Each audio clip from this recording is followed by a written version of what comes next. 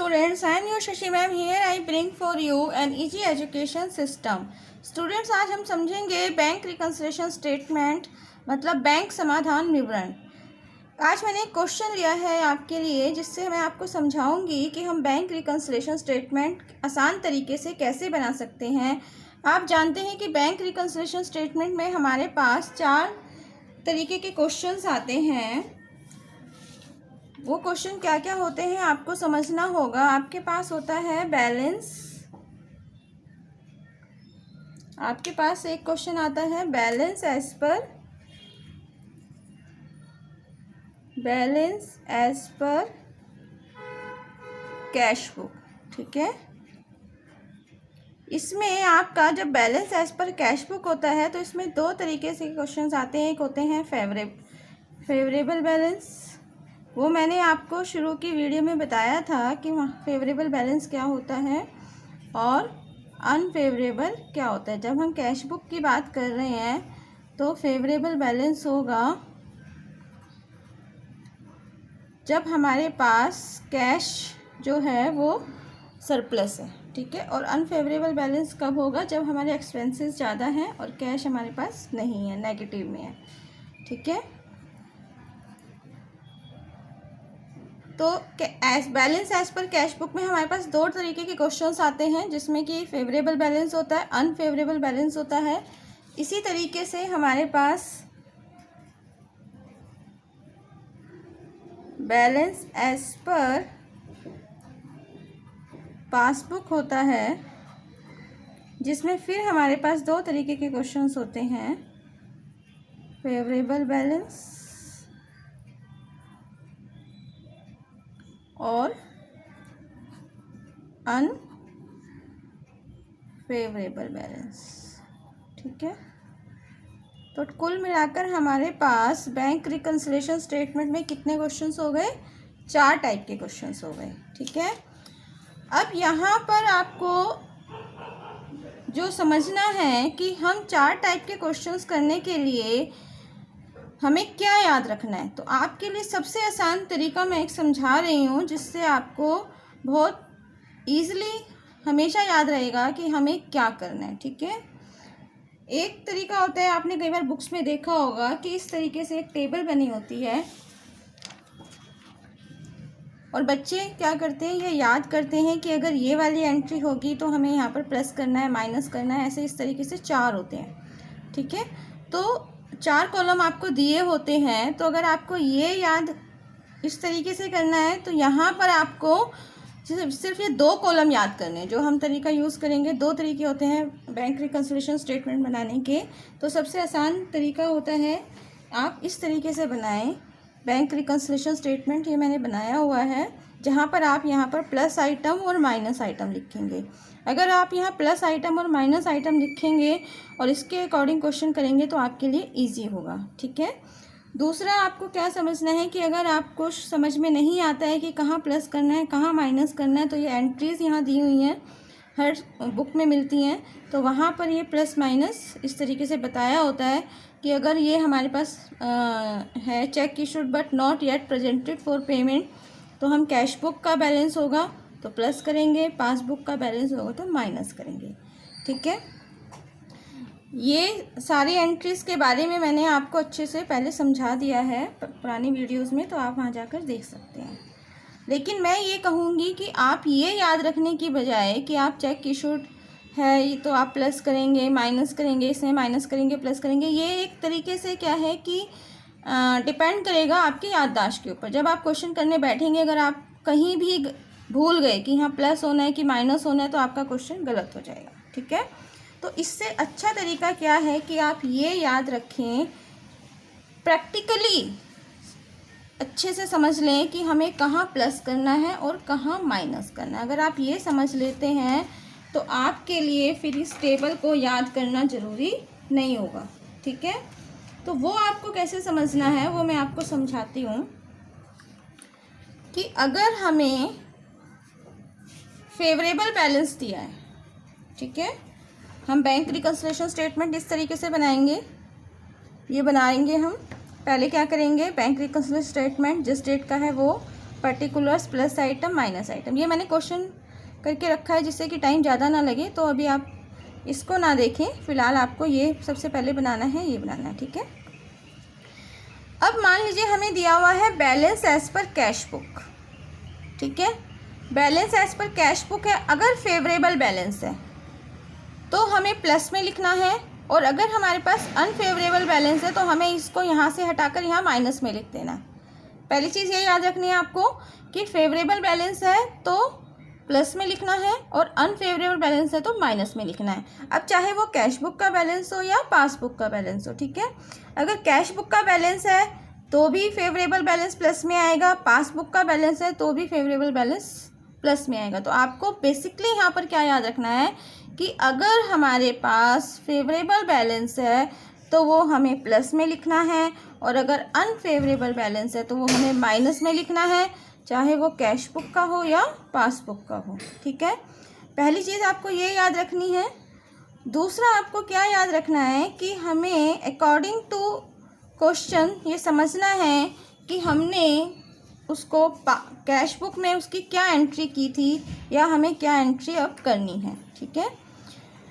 तो अगर हमारे पास बैलेंस एज पर कैश बुक है, ये चीज़ आपको ध्यान से समझनी है। अगर आप ये चीज़ समझ लेते हैं तो आपको ये समझने में बिल्कुल भी मुश्किल नहीं होगी कि हमें बैंक रिकन्सिलिएशन स्टेटमेंट कैसे बनाना है, कहाँ पर हमें प्लस में लिखना है, कहाँ हमें माइनस में लिखना है, ठीक है।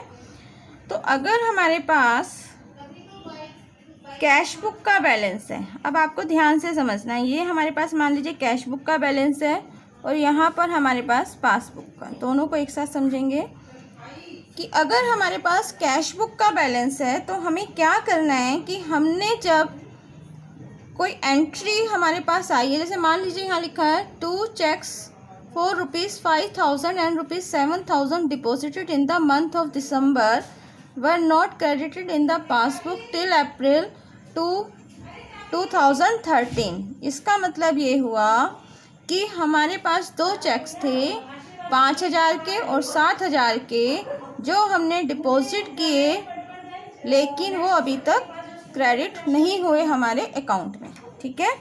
तो हमारे अकाउंट में अगर क्रेडिट नहीं हुए हैं तो इसका मतलब क्या होगा कि कैश बुक में तो हमारे पास बैलेंस दिखा रहा है क्योंकि हमने साथ के साथ एंट्री कर दी थी, लेकिन पासबुक में वो बैलेंस नहीं शो होगा, क्योंकि जब तक हमारे अकाउंट में ये 12,000 रुपीज़ क्रेडिट नहीं होंगे तब तक हम उसको वो हमारी पासबुक में शो नहीं होगा। तो ये एक रीज़न हो जाएगा दोनों के डिफरेंस का, ठीक है। ये दोनों के कैश बुक के बैलेंस और पासबुक के बैलेंस का डिफरेंस हो जाएगा। तो बैंक रिकन्सिलिएशन स्टेटमेंट हम बनाते किस लिए हैं? बैंक रिकन्सिलिएशन स्टेटमेंट हम बनाते हैं कि अगर हमारा कैश बुक और पासबुक का जो बैलेंस है उसमें अगर डिफरेंस आ रहा है तो उस डिफरेंस के कारण हम पता करके उनके बैलेंसेस को मैच करते हैं, ठीक है। तो कैश बुक के बैलेंस अगर हमें दिया हुआ है, अगर हम एज पर cash book balance bank reconciliation statement बना रहे हैं तो हमें क्या करना है कि जो हमने कैश बुक में एंट्री की थी उसका अपोजिट हम यहाँ पर कर देंगे, ठीक है। ये याद रखना है। अगर हम उसकी एंट्री पहले कैश बुक में कर चुके हैं और अब हम बैंक रिकन्सिलिएशन स्टेटमेंट बना रहे हैं और बैलेंस एज पर कैश बुक है तो यहाँ पर हम उसका अपोजिट करेंगे। मतलब अगर हमने वहाँ पर उसको अपने कैश बुक के क्रेडिट साइड में लिखा होगा या डेबिट साइड में लिखा होगा तो उसका हमें अब क्या कर देना है। अब आपको कैसे समझना है कि डेबिट में क्रेडिट में लिखा हो या कैसे लिखा, तो आप सीधे से ये रखिए कि अगर हमने कैश बुक में उस बैलेंस को प्लस किया था, मतलब उस एंट्रीज को लिखने से हमारा कैश बुक का बैलेंस अगर बढ़ रहा था तो वो अब क्या हो जाएगा, उसको हमें माइनस करना है। और अगर उसको लिखने से हमारा कैश बुक का बैलेंस माइनस हो रहा था तो उसको हमें अब प्लस में लिखना है, ठीक है। और पासबुक में आपको क्या करना है, सेम करना है। अगर हमारा बैलेंस एज पर पासबुक है तो जो हमें एंट्री हमने कैश बुक में कर ली है वो ही एंट्री हमें अब पासबुक में करनी है, ठीक है। इतना समझ में आया आपको? तो आपको सिर्फ 2 चीज़ें याद रखनी है कि अगर हमारे पास फेवरेबल बैलेंस हो चाहे अनफेवरेबल बैलेंस हो, उससे हमें कोई फ़र्क नहीं पड़ेगा, क्योंकि फेवरेबल होगा तो हम प्लस में लिख देंगे, अनफेवरेबल होगा तो हम माइनस में लिख देंगे।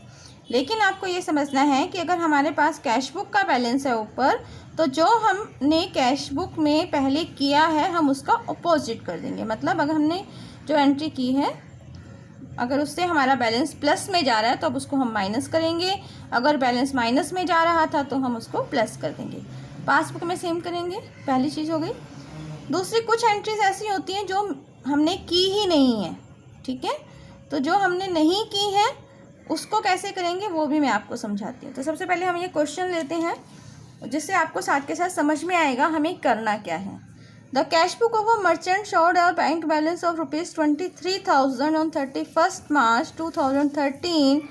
On going through cash book it was found that cash book है एक मर्चेंट की, उन्होंने का जो बैंक का बैलेंस है वो 23,000 शो हो रहा है, ठीक है। अब कैश बुक को जब देखा गया तो हमें क्या मिला, सबसे पहले मिला 2 चेक्स हैं 5,000 और 7,000 के, दिसंबर में डिपॉजिट किए गए थे, लेकिन मार्च निकल गया, जनवरी फरवरी निकल गया, अप्रैल तक वो पैसा अकाउंट में नहीं आया। तो क्या हुआ होगा, कैश बुक में हमने इसकी एंट्री कर दी होगी, क्या एंट्री की होगी, कैश बुक में हमने एंट्री कर दी होगी कैश अकाउंट या बैंक अकाउंट डेबिट, क्योंकि बैंक की एंट्री है, बैंक अकाउंट डेबिट टू जो भी मर्चेंट था।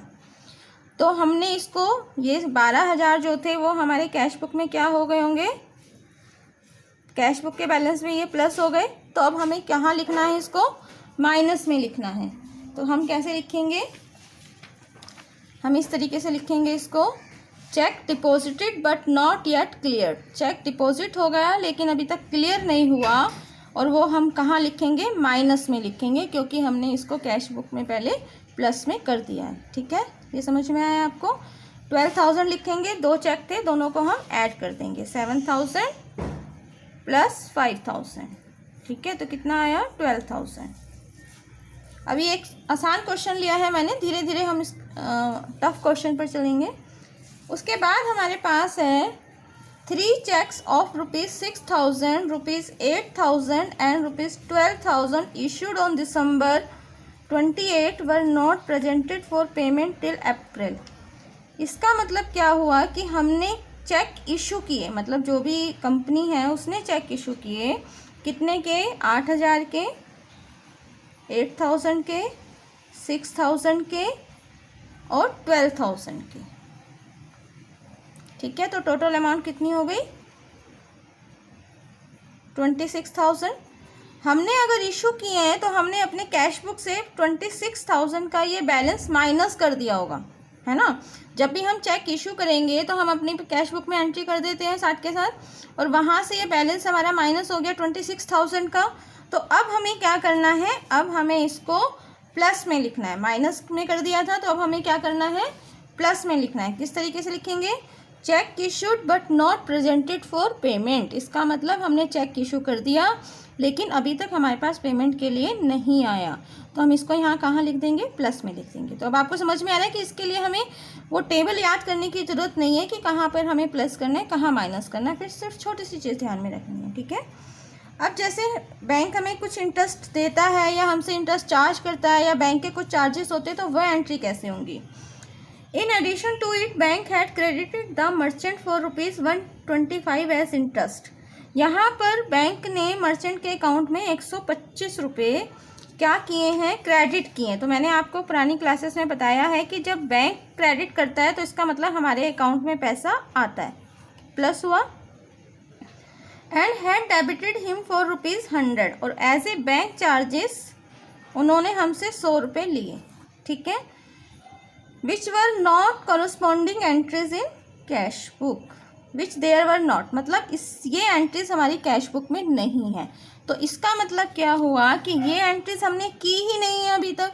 अगर नहीं की है तो हमें क्या करना होगा, तो ऐसी एंट्रीज जो हमने की ही नहीं है, मिस हो गई हैं, वो उसका रीज़न कुछ भी हो सकता है। क्या रीज़न हो सकता है कि हमारे पास इन्फॉर्मेशन ही नहीं थी कि क्या बैंक ने हमारे इंटरेस्ट जो है वो क्रेडिट किया है और चार्ज जो है वो डेबिट किया है। तो उस कंडीशन में हमें सेम वही एंट्रीज करनी है जो हमें कैश बुक में करनी चाहिए थी, क्योंकि 125 रुपये 125 रुपीज़ क्रेडिट हुआ है, तो इसका मतलब ये हमारे अकाउंट में प्लस होना चाहिए। तो इसको हम क्या लिख देंगे, प्लस में लिख देंगे। बैंक अलाउड इंटरेस्ट 125, ठीक है। और बैंक चार्जेस क्योंकि हमारे माइनस होने चाहिए अकाउंट से, तो इसलिए हम इसको यहाँ पर माइनस में लिख देंगे। क्यों? क्योंकि ये एंट्रीज अभी तक हमने अपनी कैश बुक में की ही नहीं थी, इसलिए हम यहाँ को उसको सेम करेंगे जो हमें करना है। तो इतना समझ में आया आपको कि अगर हमारे पास बैलेंस एज पर कैश बुक है तो हमने जो पहले कर दिया था, एंट्री हम जो पहले कर चुके हैं उसका अपोजिट करेंगे, और अगर नहीं की है कोई एंट्री तो उसको एज इट इज़ करेंगे जो हमें करना चाहिए। इसी तरीके से अगर हमारे पास बैलेंस एज पर पासबुक है तो हमें कैश बुक में करनी चाहिए थी वही एंट्री हम सेम पासबुक के बैलेंस के नीचे कर देंगे, और अगर नहीं हुआ है तो वो ही होगा जो हमें करना चाहिए, ठीक है। तो एक पासबुक का हम एग्जांपल लेंगे तब आपको और अच्छे से समझ में आ जाएगा, ठीक है। तो ये हमने इस क्वेश्चन के अकॉर्डिंग ये हमने बैंक रिकन्सिलिएशन स्टेटमेंट बनाया।